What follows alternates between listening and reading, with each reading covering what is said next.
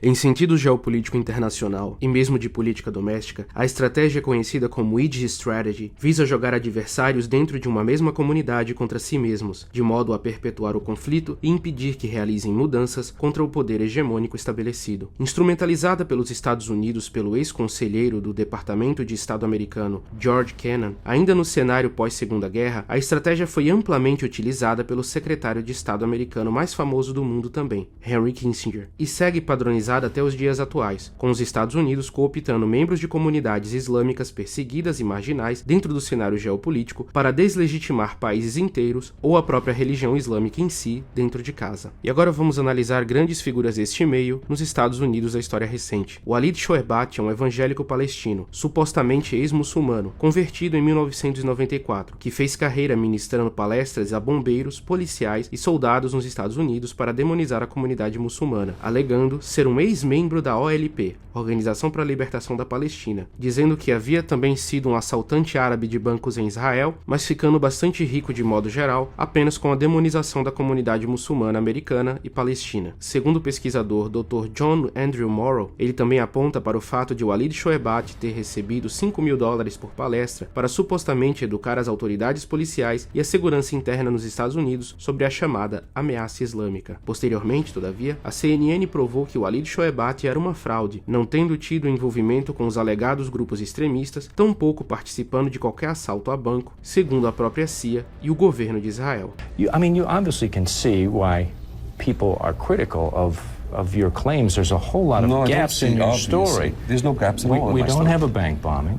And we don't have a terrorist, because it turns out Walid Shoebat, even on his own admission, was never charged. Ayaan Hirsi Ali é uma imigrante de origem somali que chegou à Holanda nos anos 90, rapidamente ascendendo politicamente no país por suas declarações anti-islâmicas, seu suposto passado como ex-muçulmana, alegando ter sido forçada a um casamento em seu país natal e por ofender jornalistas contrários às charges representando o profeta Muhammad. Em 2005, figurou na revista Time como uma das 100 pessoas mais influentes do mundo, e você muito provavelmente encontrará o livro dela Infiel em qualquer livraria, mesmo nas regiões mais remotas do seu país. Ela fala da religião islâmica e da comunidade muçulmana de maneira fortemente desembasada. Em 2006, todavia, seu castelo de mentiras caiu. A série investigativa holandesa Zembla mostrou que a ativista utilizava nome falso no país, que nunca havia sido casada de modo forçado e que seu partido, o VVD, conhecia a farsa desde o início, tendo sido ela, então, expulsa da Holanda, tendo mais sido uma suposta ex-muçulmana manufaturada para a demonização das comunidades de imigrantes na Europa.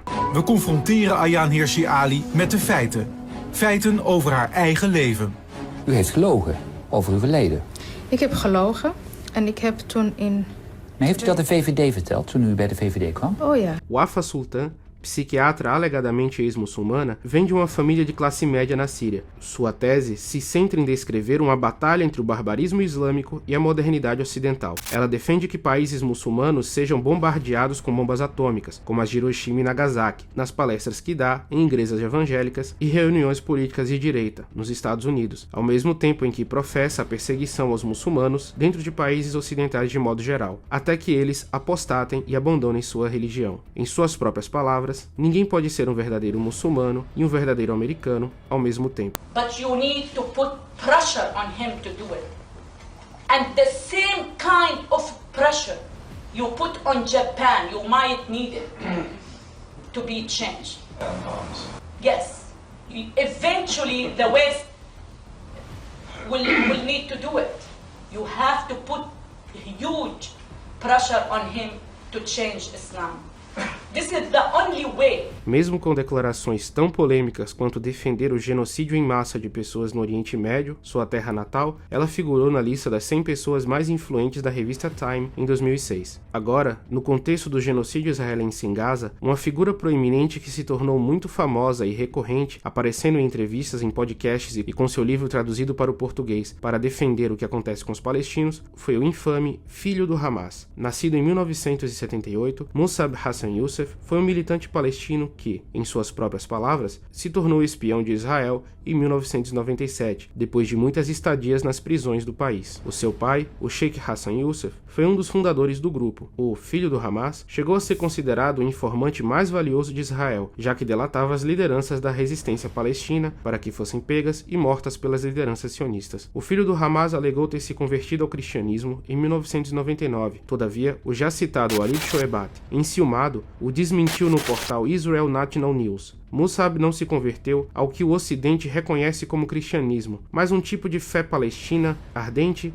que é veementemente anti-Israel, passando os dois ex-muçulmanos pró-sionistas palestinos brigando em público pelo mercado da difamação das suas respectivas comunidades de origem. O filho do Hamas ainda recebeu ao mesmo tempo, em suas próprias palavras, dinheiro de Israel, do Hamas, da Autoridade Palestina e dos Estados Unidos, apresentando sempre histórias conflitantes.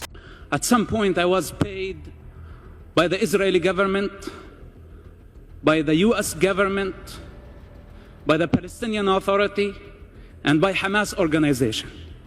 I was working for all those guys at the same time. Children of Gaza and the children of the West Bank don't need a state. We have 22 Arab states I'm not so proud of.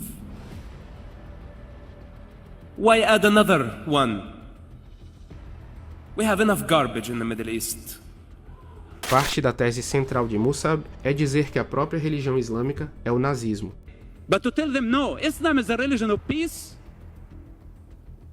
we just create the perfect climate for terrorists to keep on growing. I say otherwise. Our problem is not with the individual, our problem is with this belief system that humanity and the free world need to unify, as eventually, even though it was too late, the world unified against Nazism.